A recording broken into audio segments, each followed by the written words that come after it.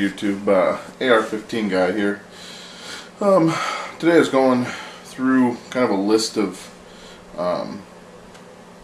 my list of prep, things that I'm going to do and need to get together to take care of my family in the case of a economic disaster.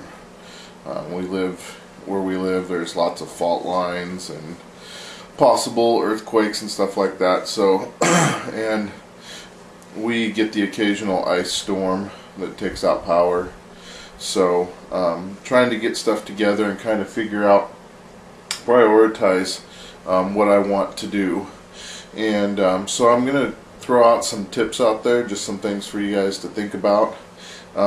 What I've started doing is, my household, we have 6 of us, and we go through 3 to 4 gallons of milk a week.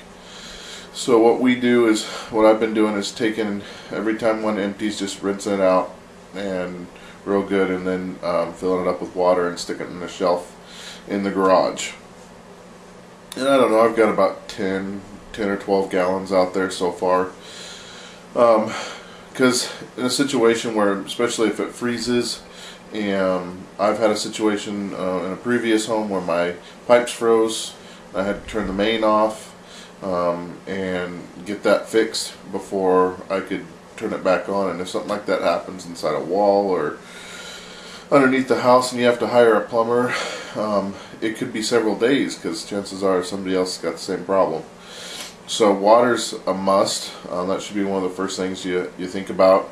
And so I'm just storing, as I empty a milk container, just filling it up with water and getting it out to the garage. The other thing that we've been doing is, every time we go to the grocery store to buy our month's food, we take a set aside $15–20 of that budget goes towards a case of canned goods. Whether it be beans, or whether it be chili, or box goods, macaroni and cheese, things like that, and just slowly building that stockpile up as we go along. So if something were to ever happen, we would have that access to that food. The next thing that we're trying to take care of is, in a need situation like that, electricity goes out. We don't have our stove is run on electric, so we'd have to have another means of cooking our food. So not only do I have a trailer that if need be I could bring that, but I keep the propane tanks in that pretty much full all the time, and then I have a propane stove. So if need be, I could boil water, I could cook, fry hamburger, stuff like that on there. So those are kind of some of the basic stuff. You know, first step, taking care of water. Second step, taking care of food and how you're going to prepare your food. I would say third step, how you're going to protect that. What means are you putting in place to protect that? And the fourth step would be starting to think about the details. Things that, in a situation like that, if you couldn't leave your house for a week or two, we're up on a hill, and if it froze over for a week or so, it could be a long time before we could get out of here. So thinking about basic stuffs, toilet paper, other toiletries, having extra laundry detergent and dish soap and stuff like that.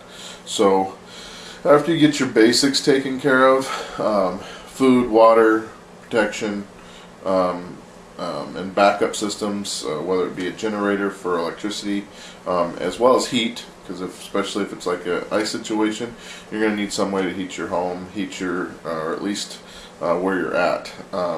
So having something in place for that. And then I would say the next step would be the details, toiletries, and things that, gosh, you take for granted when you're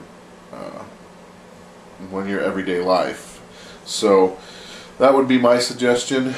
Take care of your basics. Make sure you have enough of everything to take care of your family for a period of time where you feel comfortable that that's all more you're going to need, or whatever the case may be.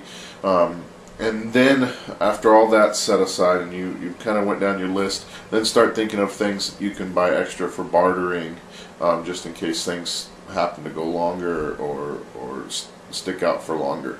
Then start to think about what things you can purchase on the side for bartering, what things would be good for bartering. So anyway guys, this is just a quick overview, kind of prepping 101.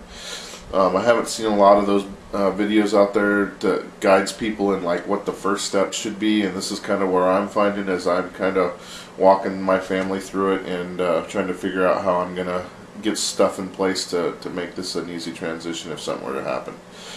So anyway guys, thanks for watching, and have a great weekend.